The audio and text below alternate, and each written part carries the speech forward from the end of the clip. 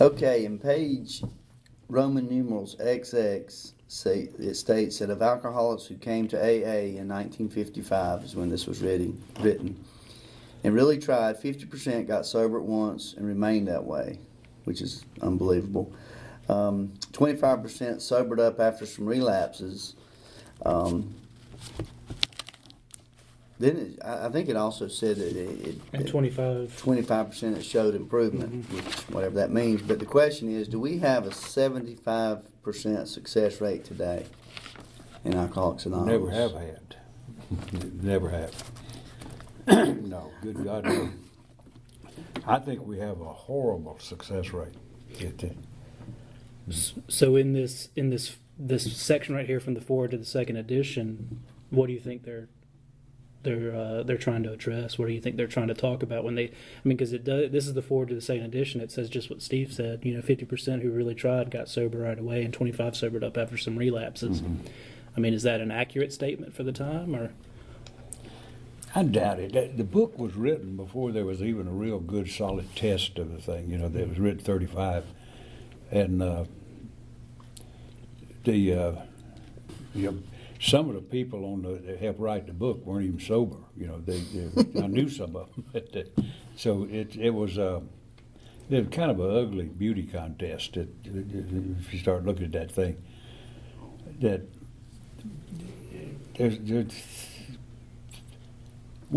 don't think we've ever enjoyed a high level of success. You come in and you never drink again. I don't think we've had a huge supply of that. And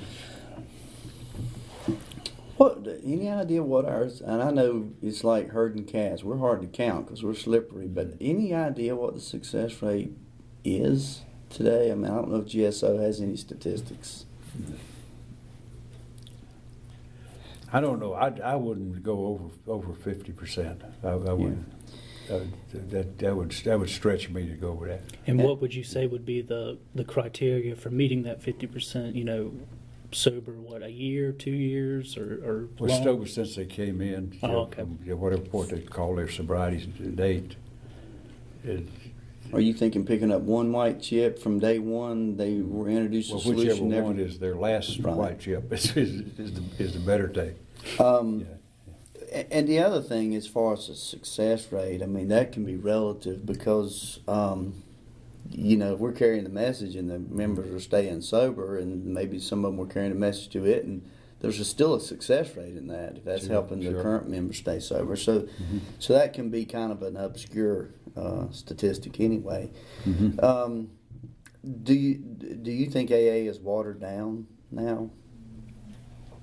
And I guess to elaborate on that, my thinking on it was, I was taking that section from the second edition as, kind of accepting that fact. I wasn't there in 1955, so I don't know what, it looked like at that point. But I know that our success rate now isn't 75%. And I'm just curious, one thing I've heard people say before is, at this point in time, AA was very small. And, I mean, if you were looking for AA, you needed AA. And it wasn't just like you could go down to the corner and, there's going to be an AA meeting. It wasn't like it was a Walgreens where there's one on every corner now. So, I mean, if you went to find AA, you really, really needed it. And I don't know, I've heard people say that there was more of a desire to stop at the time. Where today, anything could happen. I mean, you get arrested, you get a DWI, they send you to AA. Your wife is giving you grief, you go to AA. I mean, do we have more people just coming in because it's the thing to do versus back in that time? Yeah, what are your thoughts on that? Well, I think we've got an awful lot more catchment things that to get people captured than we ever had way back then. I don't know if we've ever had a phenomenal success rate. When the one thing that I could attest to is that when we were doing, and I was in early enough to experience that. In those early days, you could safely say that every member who came in as a result of another member. because there were no senders back then. You may get somebody way off in the mountain somewhere, but there were no organized things like a treatment center putting mandates on them or probation or that kind. None of that. And so everybody came out of a 12-step call. They'd call for help, and somebody would go. And what that did was created a bond of loyalty that was unbelievable. That when somebody come get you out of that pigsty, I guarantee you wouldn't hesitate to do it for the next guy. I mean, it was just a human instinct. And so you had a different quality in the program then of people who were real solid folks. They're going to stay in the boat. And but that didn't necessarily lead to long-term stuff. But that would be the feeling that people would come in with. It'd be that real bond to come in and do whatever you say. You saw a big difference in groups. Like most groups would come out of that, and there would be a real bond between groups. That like here, we barely know where the groups are around here. That we know down to Aberdeenville, we know about that. We know there's something going on with that. But if we tried to name groups in this perimeter here, we'd have a hard time coming up with them. But back then, if a group started, you would have an absolute just gathering. Every group around would come in, kill a chicken or whatever, but there was a real bonding thing that went on. That it really isn't here anymore. We got some loyalties between members, but in terms of a sort of a group, a magnetic group thing, it just isn't here that way.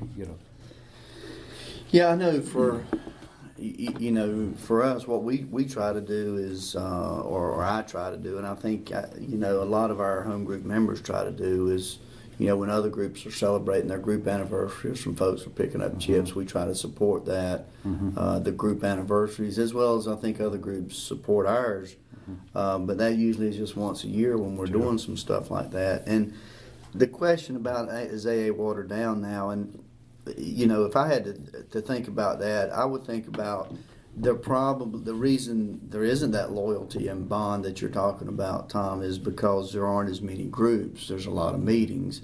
And I think if AA kind of is getting watered down, if that is a fair statement, then it's because we're getting away from the home group and we're getting away from sponsorship. And I want to make sure that if I'm going to meetings, I'm not going there so Steve feels better when he leaves. I'm going there, to maybe try to contribute something, whether it's my time, whether it's my, throwing some money in the basket and trying to, talk to some new folks and trying to carry the message and not going to a meeting because I need a meeting because I don't feel good today, And so I think, if I can stay away from that attitude, then I know I can do my part in making sure that AA is not watered down. The next part of that question is, do we work as hard as the early members to stay sober and carry the message? And one of the other things I wanted to tag on to that one, because Mathew was saying it seems like there's a lot of groups. I mean, you have to ride by 3 groups to get to your home group sometimes, or 3 meetings. It may be part of that, or people getting referred to AA is maybe we have at some level done a good job with CPCPI, cooperating with professional community and public information, that there's more people that know, more professionals and more folks knowing that if they got a person in trouble with alcohol, they know where to send them. So maybe that's why we get a more influx of people that, maybe are in the first and middle stages of alcoholism, whatever that might look like for them. So back to the question, do we not work as hard as the early members to stay sober and spread the message? I tell you, the big thing that had major impact on us, I think, and it's not the fault of treatment, but when treatment when it showed up, when it started to be real and readily available around the country, there was a huge change in Alcoholics Anonymous. Nobody intended it, but when people would finish treatment, you could count on, if you started a treatment in Fayetteville, you would double or triple the number of meetings almost overnight, because people come out of treatment, they're encouraged to stay in touch, and the meetings were pretty much just kind of like you were describing. How's your day? How you doing? You got this sort of survival stuff. And so that rather than being groups, they were more like aftercare sessions. And so just people come together and sort of support each other, which has some worth, but it surely doesn't build the character and integrity of AA when you've got just casual people looking after nothing but me, So that was a huge, huge place. At the same time, we quit doing 12-step work, 12-step calls. We quit. We didn't have to quit; they just dried up. And but nobody decided let's don't do that anymore. It was just a matter when people went to treatment and they had detox things available. Why would you do a 12-step call? And so we just, that was a real huge, big change in Alcoholics Anonymous, adapting to a new reality. Before, when we go get somebody, they were desperate, and we were it. So they had to be grateful to us, because there wasn't nobody else. What year, do you recall what year it was when you first heard of a treatment center opening up? When did that come on the scene? Well, because I know, Bill, they kind of had some semblance of that in Towns Hospital, I guess. Maybe they didn't officially call it that, but it wasn't a treatment center, though. But with the heyday of what you're talking about is these treatment centers springing up, and because insurance recognized alcoholism as a disease. I'll tell you one thing is I do remember. The first place, and I'm going to guess that it was around 70 or so, but I was up in the mountains, way out in the end of the mountains, little old small town, and I was traveling, and I stopped by. I knew there was a meeting, and I just stopped by. The first person I ever saw, I went in. The guy said that I knew said, "Tom, you're not going to believe this, but we have got the doors open at the hospital, and we get an alcoholic in there as an alcoholic." And I said, "You're right, I don't believe that." And he said, "Well, we can." And he said, "In fact, do you want to do a shift over there?" And I said, "Yeah, I want to do something, because I don't believe that." And it went over. And what they had done is got an agreement that, and it was it was Sylvan, North Carolina, right up next to Western Carolina University. And rinky-dink little old town. And so I went over to the hospital, and the guy standing on the door. So they put a guy on duty, an AA member on duty, so the nurses didn't have to wrestle drunks. There was a whole purpose in it. And so this guy's standing there, and I walked up and I said, "I'm here to relieve you. I'm coming in to do a shift." He said, "Man, I'm glad to see you." He said, "But everything's lovely. You got nothing to worry about." And guy's in good shape, and so I haven't had any problem whatsoever. And I said, "All right, well, shoot, get on out of here, man." He took off. I went in the room, and there's no drunk. So I'm looking all over the place. Where the hell could he be? My God, there's nowhere to go. And the window's about that big, he couldn't get out that. And what hadn't passed him. And so I'm looking all over the place, looking in the tile up there to see if he's crawled up. And I heard a clatter over in a locker. I went over and he's standing there taking a leak in the locker. And I opened the door, and I asked a dumb question. I said, "What are you doing, fool?" He said, "I beg your pardon." I said, "Pardon my ass. Get out of there. Get out." But that was the introduction of drugs in the hospital. That's also why they don't want them in the hospitals. Yeah. And but that was where it opened, and that was right around 1970. So here we are 43 years later. It's 2013, and we've seen the treatment centers. They've come in, and a lot of them have gone. But there are still some solid ones around. I know in at least in our area or North Carolina. What is that going to look like in the next 5 or 10 years? Can we expect that because of funding cuts and so forth, to the treatment centers that's left, are they going to go away? Because you have to have a pretty fat checking account to get in them if you don't have insurance. Yeah, he probably will. I tell you, the question was, that's one. What do we do instead? Well, what we did before we had them was, didn't have, like in my area. I was doing tons of 12-step calls. We had one doctor in the whole county that would shoot a guy in the rump if you took him to his kitchen door. He wouldn't go in where the patients were, but if you take him into the kitchen door, he'd come back there, shoot him in the rump, give him prescription for don't jitter pills or something, and $10. And I guarantee you, I took a lot of people to that doctor. Then they started things. They had a thing in Charlotte, was one of the early ones called Wilmuth, which was a detox place. And Wilmuth came from Wilson Smith. They borrowed that and made it the name of it. And it was a great place. I mean, you could take a guy in there, $75. 3 days later, pick him up, and you look like you just graduated from college. Just a nice looking dude. I spent a lot of $75 on those things.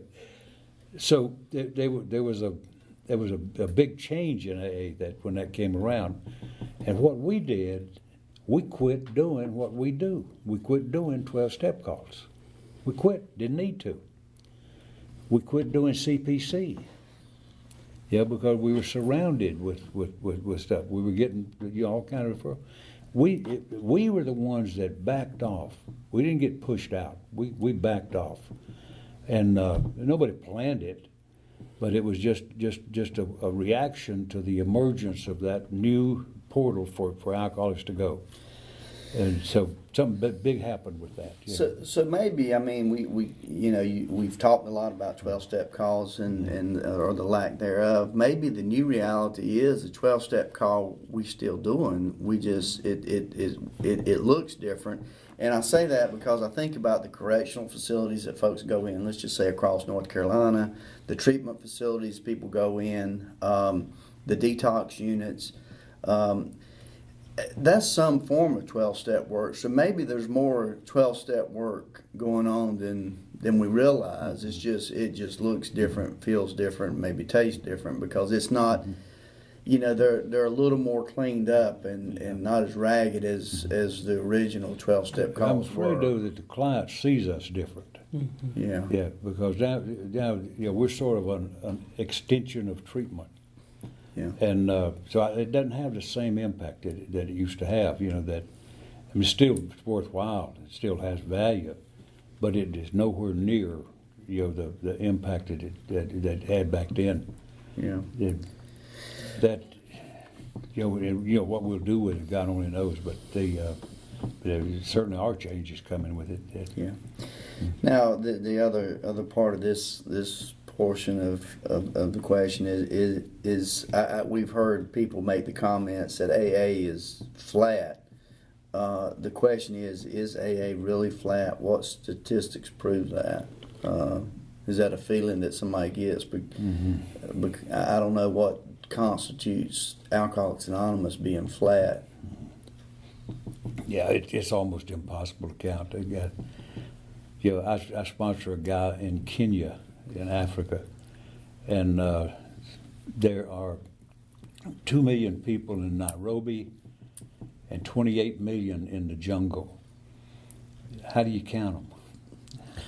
So 30 million people, and he couldn't find a sponsor in Africa. I'm sorry. Are you talking about AA members or just people living people. No, that's people. Because I was about the worldwide population is what, 2 million, roundabout. Yeah. About that, yeah. And there's a statistic in the book, and my book was printed in 2010, and in the fourth forward it talks about AA is comprised of 115,700 registered groups with GSO. But then in a later printing in 2012, it listed as 114,000. So I mean, there's a drop there of 1,700 groups. So, I mean, maybe that is kind of where that idea is coming from. I mean, we're decreasing in group numbers apparently as far as registered groups go. Yeah, I wouldn't call that flat. I would No. call that a decline. That's far Yeah. from being flat. And Yes. But as far as percentage go, I mean, that's Yeah. only that's less than 2%, but Yeah. it's still a decrease. so we're not growing. I think that's should be room for concern. Yeah, and registered groups, all it takes is 45 cents. Yeah. And then you're a registered group. It doesn't matter what you do. I mean, you could not even have people in it. So we're tough to count. Really tough. It's a big challenge. That's for sure. Yeah. Yeah. I've asked them, and I was down I did just a little different line, but it's International's going to be at Atlanta this time. I've asked them to. I was down there doing something, and put a challenge to them to get a space.